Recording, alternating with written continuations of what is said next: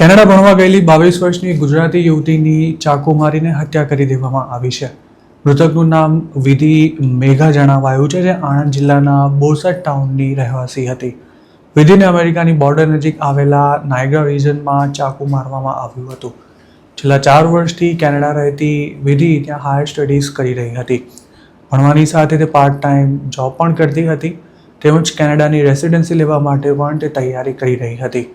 વિધિના family મેમ્બર્સના જણાવ્યા અનુસાર છેલ્લે તેમણે દીકરી સાથે મે 14ના રોજ વાત કરી હતી. તેના બીજા જ દિવસે વિધિ ઘરેથી નીકળ્યા બાદ ગુમ થઈ ગઈ હતી.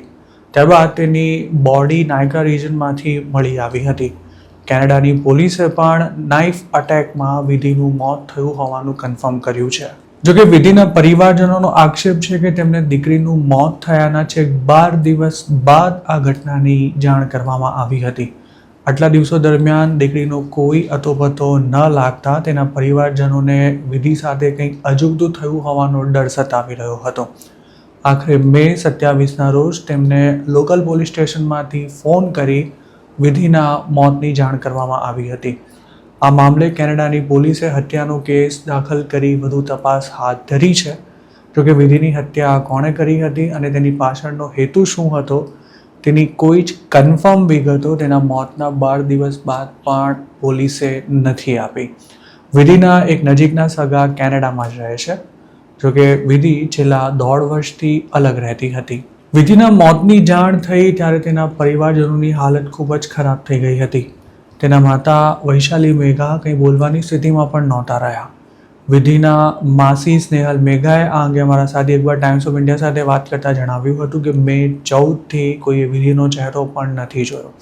તેમણે વિધિની બોડીને ઇન્ડિયા પાછી લાવવા માટે સરકાર પાસે મદદ પણ માંગી હતી. તેમજ તેના હત્યારાને જલ્દી પકડવામાં આવે તેવી પણ માંગ કરી હતી. વિધિ ભણવામાં ખૂબ જ હોશિયાર અને મહત્વાકાંક્ષી સ્ટુડન્ટ હતી. તે પોતાની રીતે જ ભણવાની સાથે સાથે કામ કરવા ઉપરાંત કેનેડામાં જ પોતાનું ફ્યુચર બનાવવા માંગતી હતી. જોકે આશાસ્પદ યુવતી હવે આ દુનિયામાં નથી રહી. વિધિના પિતાએ આ અંગે મીડિયા સાથે વાત કરતા જણાવ્યું હતું કે તેમની દીકરીને ધોળા દિવસે ચાકુ મારવામાં આવ્યું હતું. તેને બચાવવા માટે આસપાસના લોકોએ પ્રયાસો કર્યા હતા, પરંતુ ઈજા ગંભીર હોવાથી વિધિનો જીવ નહોતો બચાવી શકાયો. દીકરીના અંતિમ સંસ્કાર ઇન્ડિયામાં જ કરવાના હોવાથી તેના પાર્થિવ દેહને જલ્દીથી જલ્દી ઇન્ડિયા લાવવા માટે તેમણે ભારત સરકારને પણ અપીલ કરી છે. જોકે તેના પર હજુ સુધી કોઈ રિસ્પોન્સ ન આવ્યો હોવાનું પણ તેમણે જણાવ્યું હતું. તેમણે કહ્યું હતું કે મે 15ના રોજ સેન્ટ કેથન્સમાં વિધિ પર અટેક થયો હતો. તેણે હુમલાખોરનો સામનો કરવા માટે પણ પ્રયાસ કર્યો હતો, પરંતુ ચાકુ વાગી જવાથી તેનું મોત થઈ ગયું હતું. વિધિ બિઝનેસ મેનેજમેન્ટનો અભ્યાસ કરી રહી હતી. તેનો 3 વર્ષનો કોર્સ પૂરો થઈ ગયો હતો અને પછી તેણે PSWનો 1 વર્ષનો કોર્સ પણ કર્યો હતો. વિધિના માસીએ આ અંગે જણાવ્યું હતું કે તેના મામા કેનેડામાં જ છે અને તેઓ પણ તેની બોડીને ઇન્ડિયા જલ્દી મોકલી શકાય તે માટે પ્રયાસો કરી રહ્યા છે, પણ ત્યાંથી પણ કોઈ મદદ નથી કરી રહ્યું. વિધિના પિતાનું કહેવું છે કે કોઈ ડ્રગ એડિક્ટ વ્યક્તિએ લૂંટના ઈરાદે તેમની દીકરીને ચાકુ બતાવી તેની પાસેથી પૈસા માંગ્યા હતા, પણ વિધિએ પૈસા આપવાનો ઇનકાર કરી દઈ તેની સામે ફાઇટ કરી હતી અને તેમાં તેને ચાકુ વાગી ગયું હતું. કેનેડાથી બોડીને ઇન્ડિયા લાવવાનો ઓછામાં ઓછો ખર્ચો $5,000 જેટલો થાય છે.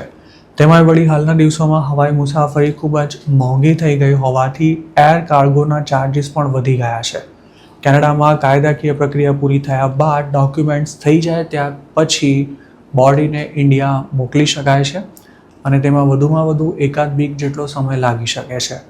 જો બોડીને ઇન્ડિયા લાવવાને બદલે કેનેડામાં જ તેના અંતિમ સંસ્કાર કરવા હોય તો પણ તેનો ખર્ચો હજારો ડોલરમાં આવે છે.